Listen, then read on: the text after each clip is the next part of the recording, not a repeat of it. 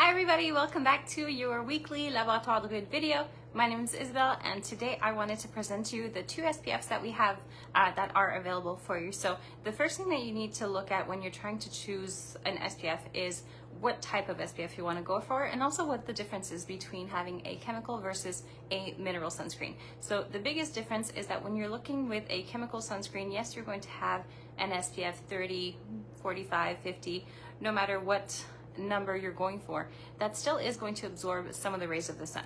When you're looking at a physical sunscreen such as a mineral protection, you're going to have a protection that is going to be a little bit more intense in the sense that your mineral protection is going to reflect the rays of the sun. So you are getting enhanced protection. So if you're the type of person who has hypersensitivity to sun or sunscreen, if you get sunburned all the time, a mineral sunscreen really is the best option for you as far as enhancing your protection, but also when it comes to your actual health. So the mineral protection is really made to sit on top and make sure you have ultimate protection for as long as possible. Just like any other sunscreen, we do recommend that you reapply them every 2 hours to make sure that you do have that proper and continuous protection. So the first one that we have is the Druid BioLove. It's an SPF 30. It is going to be certified by EcoCert and Cosmos certification, which means that we're going to have all the protection that you need, but without having the nanoparticles. That is also something that you should be trying to avoid really as much as possible when you're shopping for a sunscreen. Again, whether it's a mineral or a physical barrier, nanoparticles are really not good for you. They go into your system and can actually cause long-term health damage for yourself as well as for the workers who are actually making them.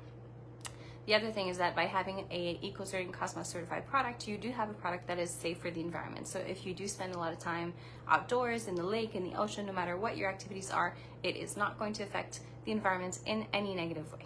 So for anybody who has tried mineral SPFs in the past, you can probably know and you can probably relate to this. Mineral SPFs do tend to be quite thick and do leave a residue. With the BioLove, whether we're looking at the classic one or the baby one, you're going to see that they both have very fluid, very light textures. So we work with an 18.4% of titanium dioxide and a 2% zinc oxide. I'm sorry, I said that wrong. So we have 18.4% zinc oxide and a 2% titanium dioxide. So I will show you the application way. So if you're looking to have, you can use this on your face as well as on your body. It should be used for 6 months and older. Should not be used under. If you want to use a mineral sunscreen for a baby who's younger than that, then definitely do speak to your doctor to make sure you're using something that's safe. So you take your sunscreen, you need a small quantity, which is also another big difference with a chemical sunscreen versus a physical sunscreen. So take your small quantity, and when I'm doing it on my face, I do like to kind of dab it around to make sure that I have equal protection.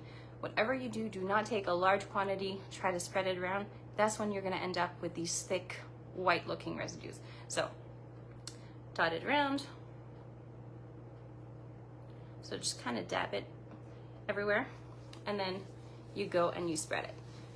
So that's too for anybody who has tried a mineral sunscreen. You do know that pretty much instantly you have that white residue.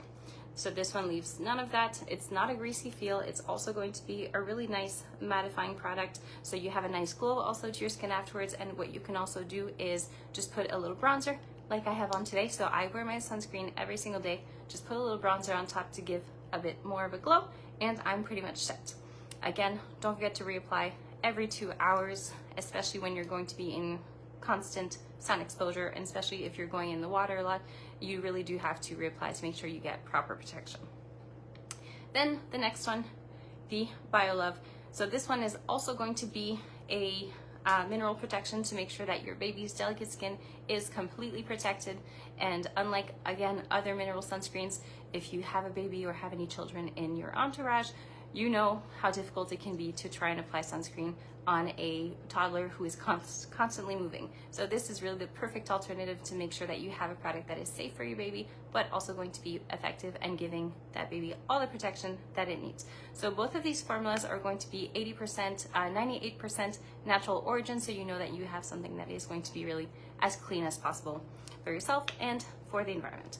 So this too, you take small quantity, and the texture is super, super light. So we'll just put it on here and massage it. And as you can see, the quantity that I took is enough for a really large surface. So if you're doing small surfaces at a time or small body parts at a time, then go with smaller quantities, and if anything, you can always reapply as needed.